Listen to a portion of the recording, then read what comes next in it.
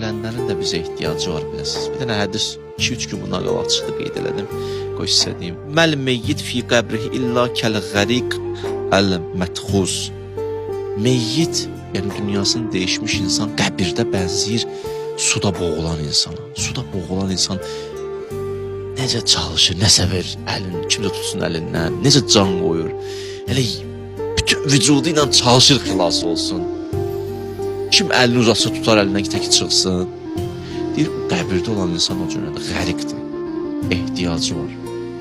Boğulan insan kimi ehtiyacı var. Necə? Davamında buyurur, yəntəzir dəvətən. Bir dənə dua gözləyir ki, kimsə o dua eləsin. Yəntəzir, müntəzirdir. Allah, bir dənə dua eləyədi kəş. Tələhəquhu min əbihi. Kaş atam dua eləyər. Kaş əxihi, qardaşı, o sadiqəllə. Kaş dostum məni dua eləyəydi.